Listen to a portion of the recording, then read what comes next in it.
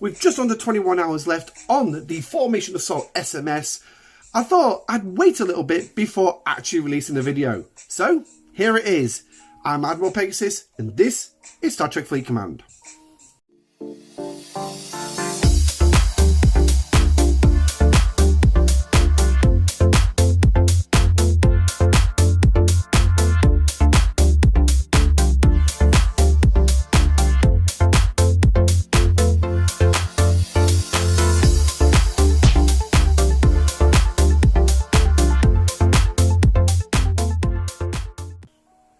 Hi guys, and welcome back to the channel. Now, as you can see behind me is the events that we've all been running for at least the last 26 hours.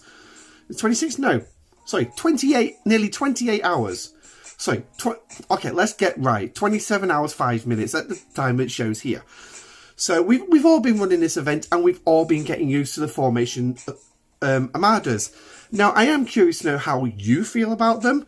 My honest opinion is a bit of a ball ache, but it's actually doable. And the one thing is, I do have a VT footage, which we will put up, which I will actually play behind me, of me doing the first Formation Armada 4-hour alliance, and just generally trying to organise it.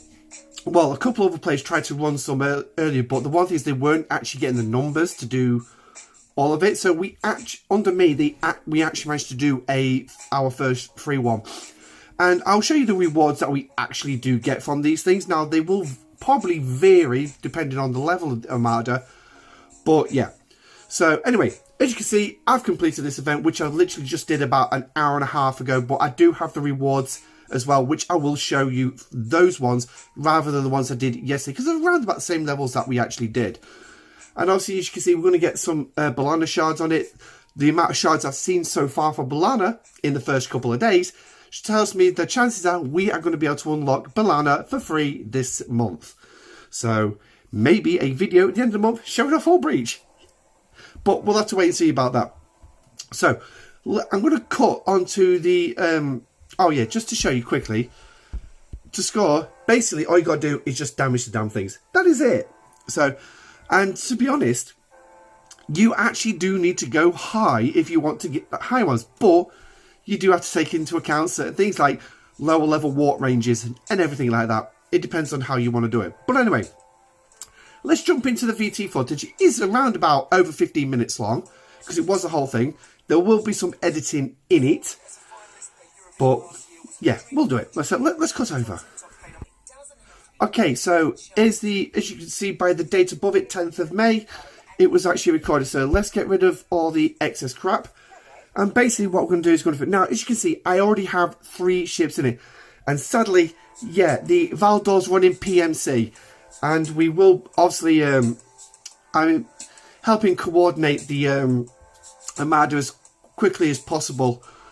Yeah. It can be very, very awkward to actually coordinate. Now, what I did find while doing these, and I will go through a lot of stuff as we see it appear on screen. There are a few bugs that have cropped up. It's like the names that don't seem to be displaying properly sometimes. Today I found one with the Cerritos Second Chances event. I got the final milestone, or 2 milestones it adds up to actually, where the rewards are actually coming through, and they keep coming through at me, pretty much like the Treasury banner used to do. Rather annoying. I have put a ticket into Scopely about it. But running this, and I will just say, if you are encountering that kind of thing as well, please put a ticket in as well. Now, obviously running these, I am running with 3 Armada ships, and to be honest, the way I saw this, now you can choose your own path. I will just say that straight out. You can choose your own path. But individually, treat it like a solo Armada. Treat it like a solo Armada. You're going to need 3 ships. Now, what I would highly recommend is, as you can see the chat going up as well. At this point, nobody knows I'm actually recording this. But What I found is you can put all ships in a ship into each single one, but obviously you will only be able to start just the one node. So what you're best off doing, in my perfect it's not a perfect recommendation. Why would I say something stupid like that? Donut. In my opinion, in my recommendation, is call out to your line and say you need 2 members to join you. You're going to start one. I need 2 members with directives. That's the big key. They also need to have the directives as well. And what you'll also see in the chat as well is, again, I'm actually going to display chat this time, is we're trying to organise it. Now, at the minute, I'm trying to get people just to jump in where they can. And then, obviously, we start organising it. Right, say, like, can you kick your second ship out and all that? I do have all 3 ships in. But by the end of it, I will only have 1 ship in it. And this is the way I suggest you could do this. 3 of you start them up. 1 on each node, and then you all join in, and then you send your ships to the other 2 guys as well. They'll send the ships to yours, and this, that, and the other. So eventually you'll have 3 ships in all 3 armadas. Now, I do apologise that the chat is jumping a little bit. Unfortunately, I've not got quite over my cough, and it's really playing havoc today. But yeah, so you're obviously going to have other players want to come and join. So you can have up to another 9 players join you. So you'll need to spread them out around each of the 3 nodes. Now, make sure you star. Obviously, that's the biggest part. Make sure you star those players in. And if you've got to push the ones with multiple ships out, that's fine. Push them out. There you go. So I'm just telling them to obviously use the stars. There you go. I've also just about multiple ships. Now, I do move my ships around to eventually, I think I do have A come down onto this one. And then B and C just bugger off out of the way a little bit. But it is all about coordination. There's no lie about it. And as you can see, we've got slots full. The chat, obviously, it is a lot more communicating. Thanks for that. That's just the game letting me know there's another notification. But, yeah. So, here we go. So, now I'm actually just double checking who's in what fleet and everything. Also checking to see if there's any doubles. As you can see, I'm also in that one there for my formation 3 of 3. This is the one that I'm running. So I'm just going to make sure everyone's starred. And as you can see, I've got 1 person queued. I think there are a couple of players queued. And unfortunately, Boldly didn't actually get into this one. But I made sure he was in the next one that we ran. Now, there you go. So as you can see, I'm starting to pull ships out now. We'll see where I am. There you go. I'm in that one as well. So now I'm going to pull out of this one to get Ash into this one. Do I pull him out yet? I think we've got Ash somewhere else. Oh yeah, there's Ash. So yeah, I've put. So you can see what I'm doing is I'm going through helping out, making sure that we're actually getting everybody in. Now at this point, obviously, I didn't realise Boldly hadn't actually got himself a place. I saw him in the queued, but I didn't think too much of it. Oh yeah, there we go.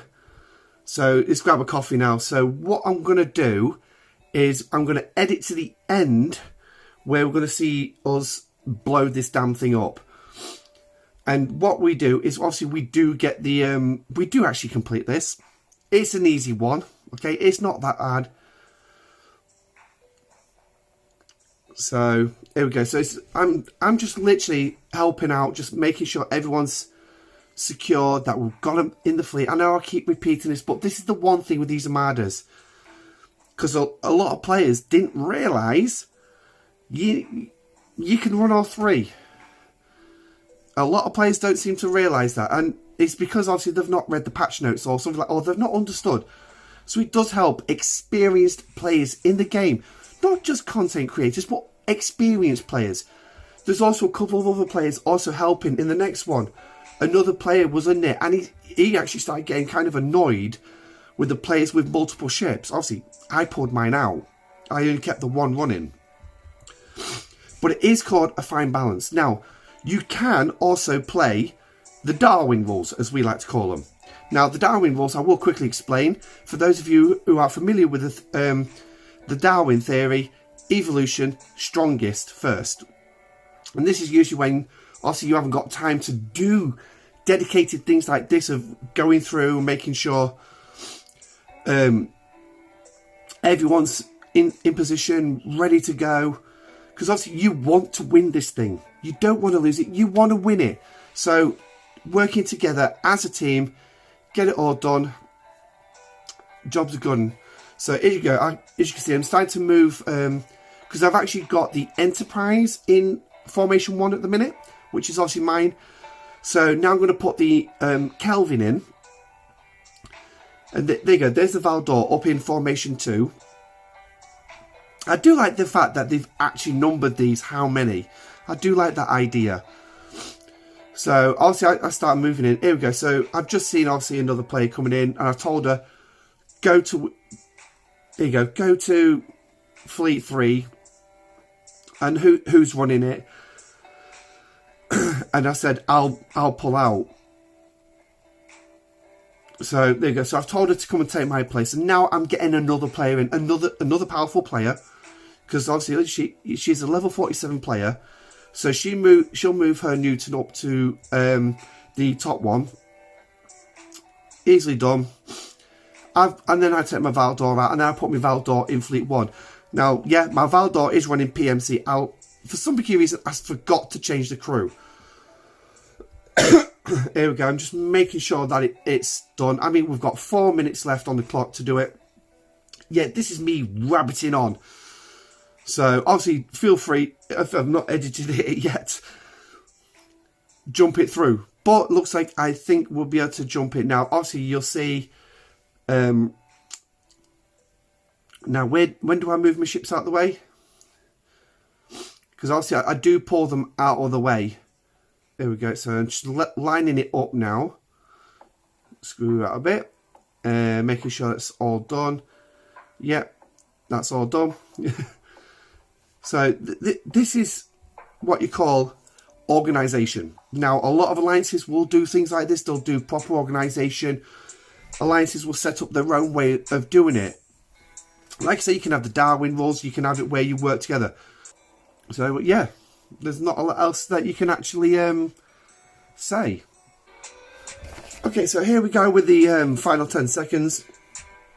And we're going to get to watch the whole thing blow up, and then we'll cut back to the game and we'll start looking at some of the rewards that you will actually get and where you can take them and what to do with them.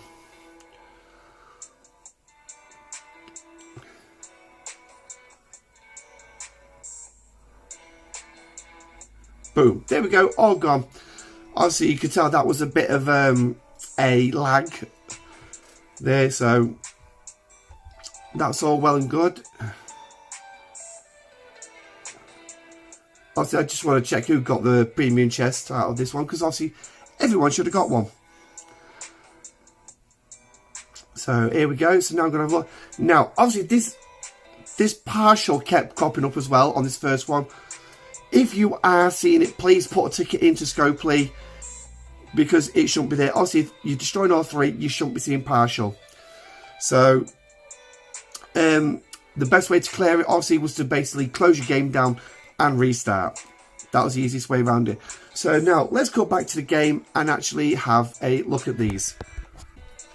Okay, as you can see from here, we've got a couple of formation Armadas here, all with the word victory. Yay! And as you can see, we've got 2 chests now. The one on the far side, closest to the clocks, is actually your normal rewards. The one closest to me is your premium rewards. Yes, they are the premium rewards. And if I just, let me just see if we can find some yesterday's. Oh, I think we might.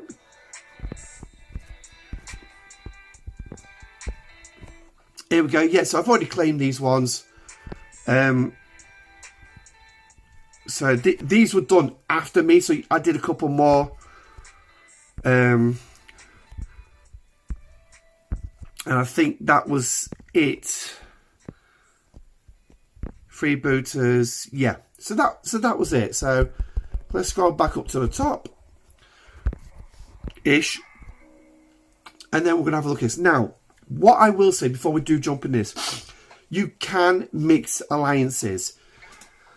I was finding a little bit of a problem to begin with because it wasn't actually working, but then suddenly it stabilized a little bit about 5 minutes later, and I was able to join a different one. Now, if you do see another alliance running one and they only appear to have one running at the minute, here we go, got another one running right now, and they've only got one node running.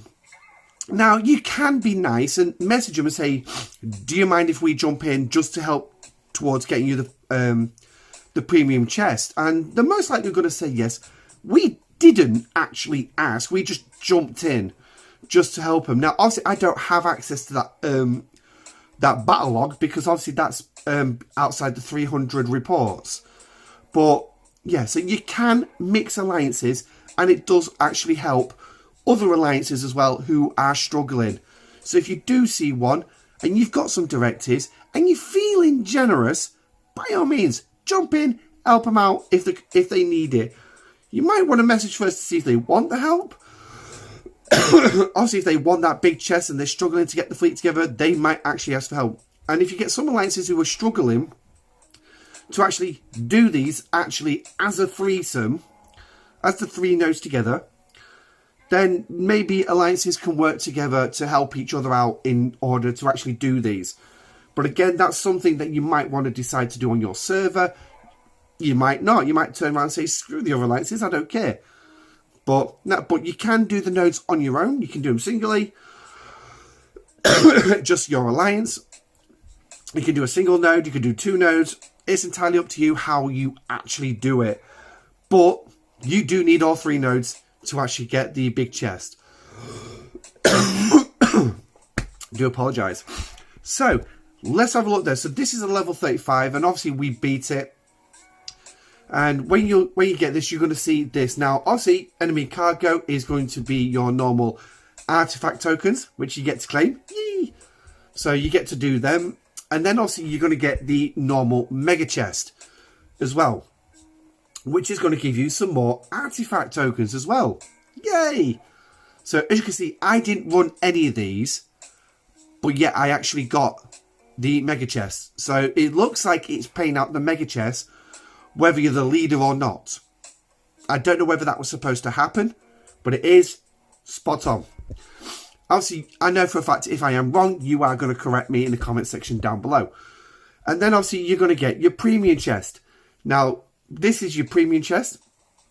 And obviously you're going to get actual artifacts in here that you're going to be able to take to your new artifact gallery. Now, that's all done. And what I'm going to do is I'm going to quickly go into items. Because if you go into items, you're going to see now you've got this reward chest. Yes, that is your big chest. That is your premium chest. And obviously if I click on that, that's going to obviously open up and give me some more artifacts. So, okay, by the looks of it, I'm going to have the option. Am I going to be near enough the option? I don't know. We'll have to have a look in a second. And then if we go in there as well, get the rest of the artifact tokens as well.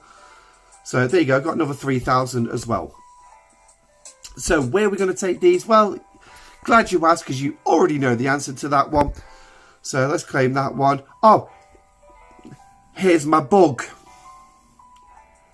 12 times I've collected this damn thing. But it's not adding these freaking 5,000 on every time. So, but like I said, I have messaged Scopely about it. If you're seeing it as well. Oh, hello. If you're seeing it as well, please put a ticket in Scopely.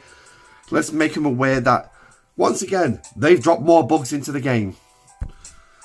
So, now, artifacts. Here we go. So, what you're going to do is you're going to bring them into here. And then you're going to go to the convert button. Now, as you can see, the main hall one is actually on a cooldown timer. I think it's about a 2 or 3 day cooldown timer, something like that. But the artifacts I need for it, as you can see, I've got 23,000 already. So when I get to open that chest tomorrow, in 24 hours time, I'm gonna be loving it. But if I just get out of the way a minute. But when you get these from the premium chest, if you get them in it, also you've got a chance to get a load of artifacts and everything. Yeah, which obviously you're going to need to take back to your main hall. So if we go back to the main hall, as you can see, I've already got the Picard's Ammonite Fossil, which is level 2. That's the one you will get for free, and it was mentioned in the patch notes. You will get that for free. And then also I've got the Orb of Posterity, which is increasing my maximum cargo size. Woohoo! Obviously, I'm 5 shards into level 2. Obviously, they do come with little descriptions. And obviously, there you go. You can see all your bonuses and everything else as well. Now, if we come out of that a second. Now, if you really want to have a quick look at everything, press the I button. Boom. All this comes up like this. Yeah, absolutely brilliant. So it tells you what your next bonus level is, and it tells you what the actual artifact is used for. So you got Gainer's Magnus 3 weapon, increasing energy weapon damage for all ships. So that would be a good one as well. Kirk's phaser rifle is also the kinetic weapons as well. But please bear in mind it does say base. Base. Which is basically your ship's weapons power. And the best way to find that one out is click on your upgrades. Click on the weapon, click on the eye, scroll down to find the max and the min. They're your base levels. So just add them together, then divide by 2, will give you an average. So there are quite a few, as you can see. Now, I don't think... No, I've not actually got enough to open any more yet. But what we're looking at for the uncommons, so we'll just quickly go through all these as well, briefly. So we got the Ornithelic Data Rod, which is the rod. It's the one-time recording one. If anyone remembers the episode in Deep Space Nine, In the Pale Moonlight, when Sisko was came up with the notion of bringing the Romulans into the Dominion War by originally trying to convince a senator, a proconsul of the... Was he a proconsul? No, one proconsul. Senator Krenak of the Romulan Senate, who had just been for a secret meeting with the Dominion, and obviously they were trying to convince him that the Dominion were plotting to attack the Romulans and everything. He turned around and said it's a fake, and he was going to expose it. And Garak, obviously, who was helping Sisko, yeah, a very unlikely alliance, blew his shuttle up because he had speculated that the recorder may not have been up to scratch. So a bit of knowledge for you there from Deep Space Nine. Right, Ahora's Volca necklace. Some of you remember this from Star Trek Beyond of the JJ series.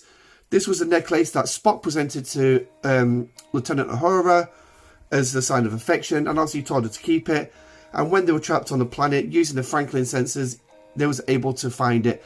It emitted some sort of like minor radioactive signature, which was very harmless to organic life, but it could be tracked, and it helped them locate the crew of the Enterprise. So then next up you got obviously, so the necklace will increase your mining rate for crystal. Sorry, the data rods will increase your mining rate for ore. Breathing mask. If I remember correctly, this is the breathing mask from Star Trek Enterprise, if I remember correctly. Now, I could be wrong. This is where, obviously, in the first episode, where they're on Rigel 10, and the mother's trying to wean her son off the air that they breathe to breathe oxygen, really. So, and obviously took it the wrong way. That is child abuse. Yeah, it'd probably be seen as child abuse here on Earth, that, but anyhow. But anyway, if it is that, it's quite happily named mining rate for gas. So, and those three are all for all surveys regardless. Now, obviously, if you do want a quick description of what it is, there you go. There is a quick... oh, okay, so, right. Fully depends on closed breathing masks to survive the galactic standard atmospheres.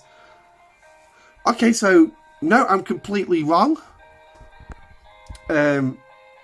Yep, I've not even heard of this one, so I'm not quite sure what TV show that's from, what episode that is. Maybe you can let me know in the comment section down below. So, so quickly up then, so we really must crack on. Next one, Discovery's scale replica increases damage for all ships during takeovers. So, for those of you who are actively fighting over takeovers, that's going to be a good one for you. Next one, Curler Nascos. Now, this is the artifact that Professor Galen gave to Jean-Luc Picard in the episode, oh my god, Clues, where Professor Galen was on the hunt to find a discovery which could have significant repercussions throughout the galaxy. It's the first time we actually meet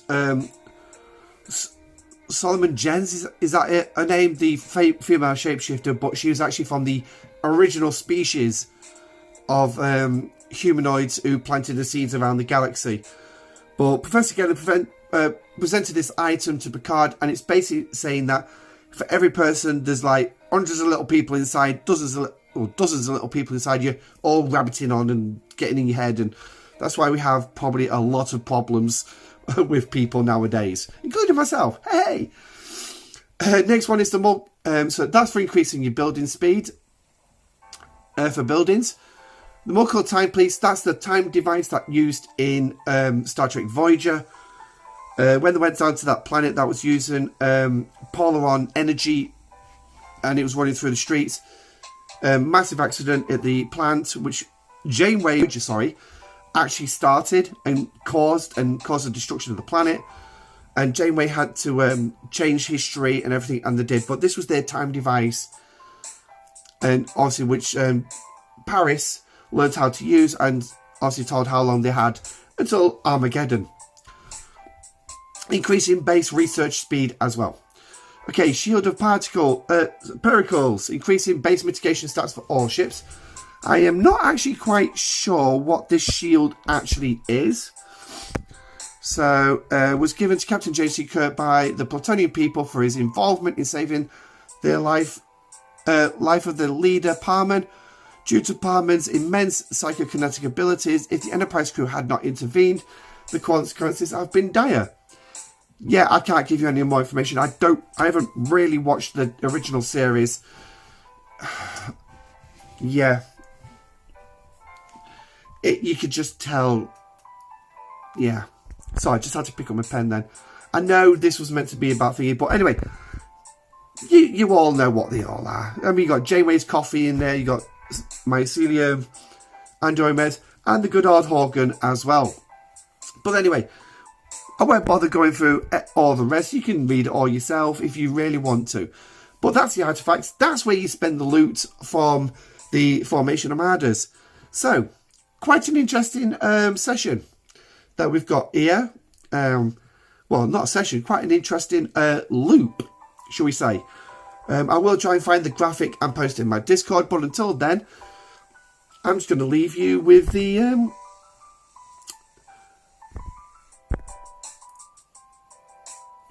yeah, I'll leave you with that. Anyway, I'm Admiral Pegasus. This is the Pegasus Show. Thank you for coming along and joining. Don't forget to also like, subscribe, and also join if you have not joined the Discord if you haven't. Link is in the channel's description. Also, don't forget, if you'd like to donate to the channel, there is PayPal and Cashapp. Again, links in the channel's description. Hop on over there, click on the link, and send a donation over. All donations are going towards trying to set up do a PC setup. So, big thank you to everyone who donates. Obviously, us content creators can't do things like this without donations from the community. And obviously, the community helping me get a computer will mean I can do more stuff. But anyway, that's me done. This is the Pegasus Show. I'm Admiral Pegasus, your host. Stay safe, live long and prosper, and I'll catch you on the next one. Bye.